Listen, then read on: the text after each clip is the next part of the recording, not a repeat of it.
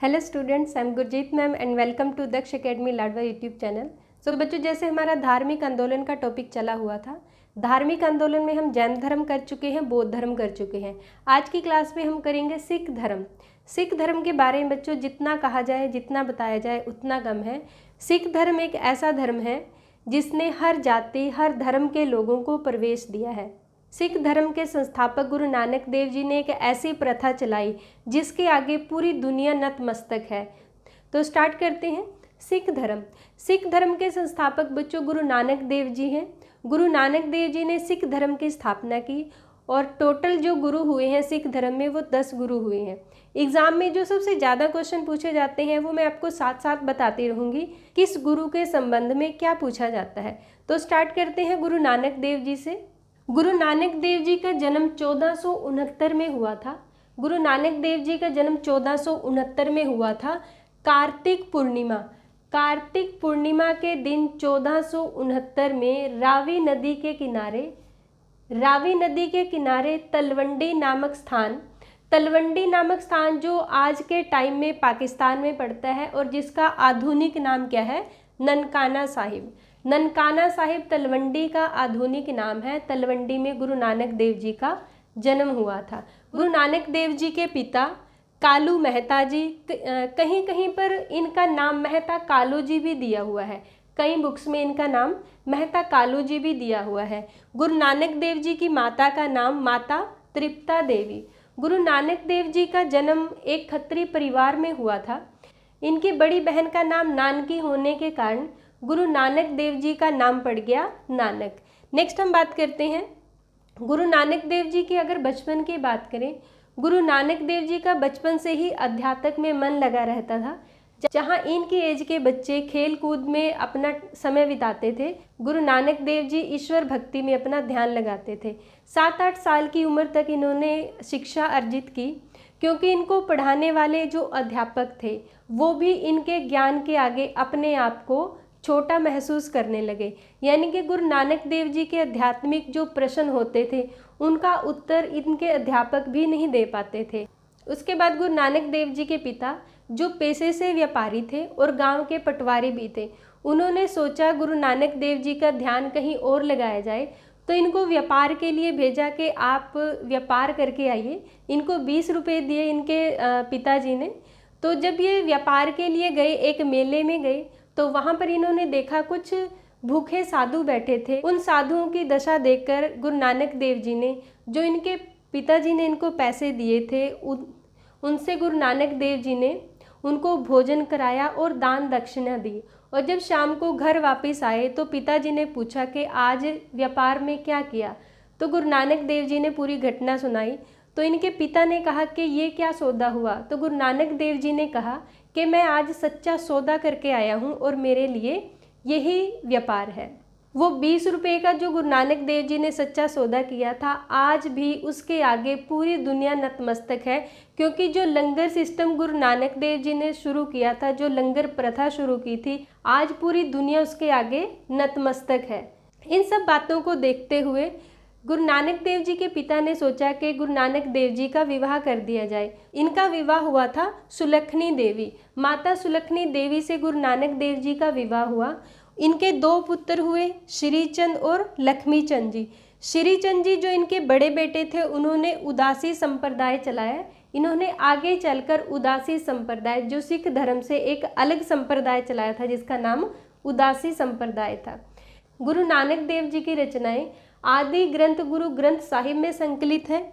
इनकी जो रचनाएं हैं, जपजी साहिब, सोहिला साहिब, दखनी ओंकार, आसा दी वार, 12 माह और पत्ती साहिब, ये गुरु नानक देव जी की रचनाएं हैं।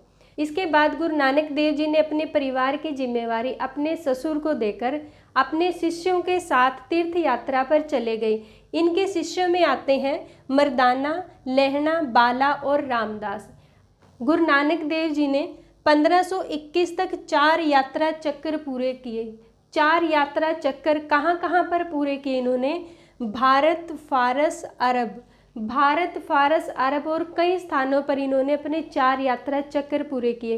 इन्होंने जो यात्राएं की उनको क्या नाम दिया जाता है? इनकी यात्राओं को उदासियां बोला जाता है, ये आपने अच्छे से याद रखना है। नेक्स्ट है गुरु नानक देव जी ने 2 प्रथाएं चलाई। कौन सी प्रथा? संगत और पंगत। संगत और पंगत 2 प्रथाएं चलाई गुरु नानक देव जी ने। संगत का मीनिंग क्या होता है? ईश्वर भक्ति का स्थान, ऐसा स्थान जहाँ पर ईश्वर की भक्ति की जाए, सतनाम का नाम जपा जाए। नेक्स्ट है पंगत। पंगत किसे बोला जाता है? लंगर को, जहाँ पर हर धर्म हर जाति का व्यक्ति इकट्ठे बैठकर भोजन करें, उसे क्या बोला जाता है? पंगत बोला जाता है, या फिर उसे लंगर कहते हैं। नेक्स्ट है गुरु नानक देव जी ने करतारपुर नामक नगर बसाया।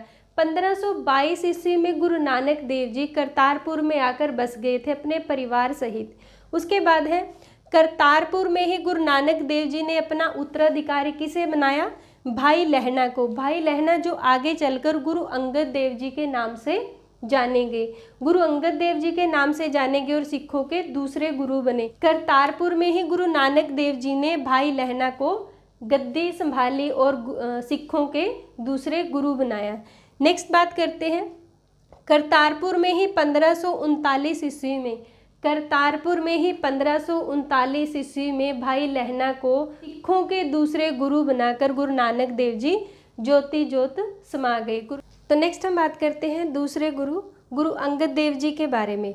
गुरु अंगद देव जी 1539 में गुरु गद्दी पर बैठे और 1552 तक रहे। गुरु अंगद देव जी का जन्म 1504 में हरीके में, 1504 में हरीके में, जो कहाँ पड़ता है? फिरोजपुर में हुआ था। बच्चों अगर जन्म की बात की जाए तो एग्ज़ाम में ज़्यादातर जो जन्म के बारे में पूछा जाता है वो गुरु नानक देव जी के बारे में पूछा जाता है, या फिर दशम गुरु गुरु गोविंद सिंह जी के बारे में पूछा जाता है। नेक्स्ट हम बात करते हैं, जैसे गुरु नानक देव जी ने जो लंगर प्रथा चलाई थी, तो क्वेश्चन आता है गुरु नानक देव जी द्वारा चलाई गई लंगर प्रथा को किसने स्थायी किया? तो गुरु अंगद देव जी ने लंगर व्यवस्था को स्थायी बनाया। नेक्स्ट जो बहुत इंपॉर्टेंट क्वेश्चन है गुरु अंगद देव जी के बारे में आता है, गुरुमुखी लिपि के जनक। जैसे पंजाबी भाषा की जो लिपि होती है वो गुरुमुखी लिपि है। गुरुमुखी लिपि के जनक कौन थे? गुरु अंगद देव जी। और सिख परंपरा के अनुसार गुरु अंगद देव जी तीसरे गुरु गुरु अमरदास जी को गुरु पद देकर ज्योति ज्योत समा गए थे। कब? 1552 ईस्वी में। तो नेक्स्ट हम बात करते हैं तीसरे गुरु गुरु अमरदास जी के बारे में। गुरु अमरदास जी 1552 में गुरु गद्दी पर बैठे और 1574 तक ये रहे। तो गुरु अमरदास जी के बारे में जो इम्पोर्टेंट पॉइंट है, सबसे ज़्यादा एज में जो गुरु गद्दी पर बैठे थे वो कौन बैठे थे? गुरु अमरदास जी। गुरु अमरदास जी 73 साल की उम्र में गुरु गद्दी पर बैठे थे। ये सबसे ज़्यादा उम्र में गुरु गद्दी पर बैठे थे। अगर क्वेश्चन आता है सबसे कम एज में गुरु गद्दी पर कौन बैठे थे, तो सबसे कम एज में 8वीं पातशाही गुरु हरकिशन जी गुरु गद्दी पर बैठे थे। तो नेक्स्ट हम बात करते हैं गुरु अमरदास जी के बारे में। गुरु अमरदास जी ने जो समाज में कुरीतियाँ चली हुई थी, जो प्रथाएं चली हुई थी, उनका विरोध किया। गुरु अमरदास जी सती प्रथा के प्रबल विरोधी थे। इन्होंने सती प्रथा का विरोध किया। नेक्स्ट है विधवा पुनर्विवाह की अनुमति दी। गुरु अमरदास जी ने विधवा पुनर्विवाह की अनुमति दी। इन्होंने विधवा पुनर्विवाह को सही माना। नेक्स्ट है गुरु अमरदास जी अपने शिष्य जेठा सिंह, इनके शिष्य थे जेठा सिंह, उससे बहुत खुश थे और अपने शिष्य जेठा सिंह से अपनी पुत्री बीबी भानी की शादी करवाई। अपनी पुत्री बीबी भानी की शादी किससे कराई? अपने शिष्य से, जिसका नाम था जेठा। उसके बाद जो गुरु अमरदास जी के शिष्य थे और दामाद थे जेठा जी, वो ही गुरु गद्दी पर बैठे। यानी कि चौथे गुरु कौन बने? गुरु रामदास जी सिखों के चौथे गुरु बने। नेक्स्ट हम बात करते हैं गुरु रामदास जी के बारे में। गुरु रामदास जी 1574 में गद्दी पर बैठे और 1581 तक रहे। नेक्स्ट है गुरु रामदास जी के बारे में जो सबसे इम्पोर्टेंट क्वेश्चन आता है बच्चों, आपने अच्छे से याद रखना है, मैक्सिमम एग्जाम में क्वेश्चन पूछा जाता है। गुरु रामदास जी ने पवित्र शहर जिसे रामदासपुर, जब स्टार्टिंग में इसे बसाया गया था उस टाइम में इसका नाम था रामदासपुर, और आधुनिक नाम क्या है? अमृतसर। गुरु रामदास जी ने रामदासपुर यानी कि अमृतसर शहर की स्थापना की, जहां पर एट प्रेजेंट गोल्डन टेम्पल या हरमंदिर साहिब है। नेक्स्ट हम बात करते हैं, गुरु रामदास जी ने सिखों के आनंद कारज के लिए 4 लामा की रचना की। जैसे सिखों में वैवाहिक पद्धति है, जैसे विवाह कराया जाता है, तो उसमें 4 लामा की रचना किसने की थी? गुरु रामदास जी ने की थी। नेक्स्ट है गुरु रामदास जी की जो रचनाएं हैं 31 अष्टपदी और 8 वारा। इनकी रचनाएं 31 अष्टपदी और 8 वारा किस में संकलित है? आदि ग्रंथ गुरु ग्रंथ साहिब में संकलित है। नेक्स्ट है, गुरु रामदास जी ने अपने छोटे बेटे गुरु अर्जुन देव जी को, गुरु रामदास जी ने अपने छोटे बेटे गुरु अर्जुन देव जी को 5वें गुरु के रूप में गद्दी देकर ज्योति ज्योत समा गए थे। यानी कि अगर क्वेश्चन आता है गुरु पद वंशानुगत कब हुआ था, किसके समय में, किस गुरु के समय में हुआ था, तो चौथे गुरु गुरु रामदास जी के समय में गुरु पद वंशानुगत हो गया था। और 5वें गुरु कौन बने? गुरु अर्जुन देव जी 5वें गुरु बने। सो बच्चों, आज की क्लास में मैंने आपको सिख धर्म के बारे में काफ़ी इंपॉर्टेंट पॉइंट बताए हैं। नेक्स्ट 6 गुरुओं के बारे में मैं अपनी नेक्स्ट क्लास में आपको कराऊंगी। तो आज की क्लास के लिए बच्चों लाइक और शेयर करना मत भूलिएगा, और अगर आप चैनल पर नए हैं तो सब्सक्राइब कीजिएगा। Thank you.